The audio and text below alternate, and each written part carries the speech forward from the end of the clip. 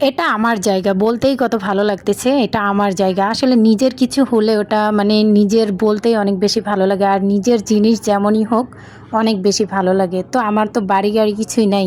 So আমার এই জায়গাটা আছে। আমার অনেক স্বপ্নের এই জায়গাটা, অনেক স্বপ্ন আছে এই জায়গাটা নিয়ে।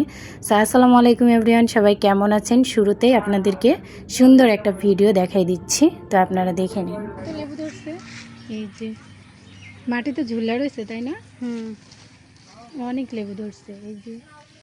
এখানে দুইটা লেবু গাছ আছে আর একটা কাঁঠাল গাছ আছে। আর আমি আসছি আজকে কাঁঠাল পাড়ার জন্য। কাঁঠাল পাড়তে এসে দেখি এখানে অনেক বেশি লেবু ধরে আছে, বাট আমি এই জায়গাটায় কখনো আসি নাই। এখানে লেবু ছিঁড়তে গিয়ে দেখি অনেক বেশি কাটা, তাই আমি কাছি দিয়ে কাটতেছিলাম। পরে আমার ছোট বোনটা আমাকে শিখিয়ে দিচ্ছিল। দেখেন কি সুন্দর করে।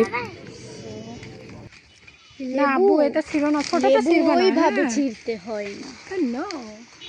আমি লেবুও ছিঁড়তে পারি না গাইস। আমার ছোট বোন লেবু ছিঁড়া দেখাইতেছে। এই যে দেখো কেমন না, এই যে এই যে আমরা লেবু ছিঁড়ছি। অল্প কটা ছিল, অল্প কটা, এত পাও নষ্ট করে লাভ নেই। যাই হোক, অনেকগুলো লেবু ছিঁড়েছি। পরে আমার ছোট বোনটা বলতেছে তুমি এখনো লেবুও ছিঁড়তে পারো না, তুমি ঢাকায় থেকে সব কিছু মানে ভুলে গেছো। তো এইখানে আবার আমি চলে যাচ্ছি ওইখানে। ওই যে ছোট্ট বাবুটা দেখতেছেন, সে আবার 2 পকেট বুঝাই করে লেবু ছিঁড়ে নিছে। তো এইখানে আবার এসে আমি এই কাঁঠালটা দেখাইতেছিলাম যে এই কাঁঠালটা কে পেরে দিবে। তো আমার ভাইয়ারা কেউ বাসায় নেই, মানে আমার চাচতো ভাইয়ার বাড়ির পাশেই এই জায়গাটা কেনা হয়েছে।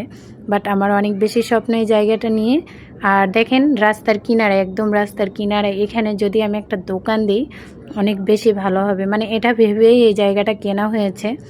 বাট ভবিষ্যতে এখানে একটা দোকান দেব ইনশাল্লাহ। ভবিষ্যতে না, অনেক তাড়াতাড়ি এখানে একটা দোকান দিব, আমার ইচ্ছা যেটা। আর আমি যেটা ইচ্ছা করি এখানে মানে সেটা করেই ছাড়ি। এই যে এই জায়গাটাই আমি দোকানটা দিব, ঠিক আছে? তো এই জায়গাটায় এখানে আবার একটা আমড়া গাছ আছে, কলা গাছ আছে, অনেকগুলা গাছ হয়েছে এই জায়গায়। বাট এখানে কেউ থাকে না, তাই অনেক বেশি অনেক গাছ অনেক কিছু হয়েছে এই জায়গায়।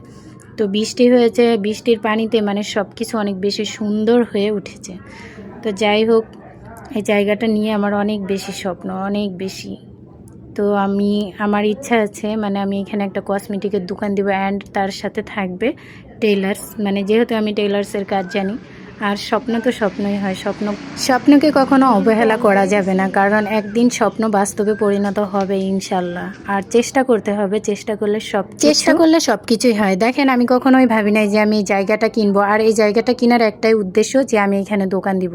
আর আমার এই ইচ্ছাটা আমি পূরণ করবই। যেহেতু আমি স্বপ্ন দেখেছি, আমি এই ইচ্ছাটা পূরণ করবই। যেহেতু আমি জায়গাটা কিনতে পেরেছি, আমি দোকানও দিতে পারবো। বাট সবসময় নিজের উপরে ভরসা রাখবেন, তাহলেই হবে।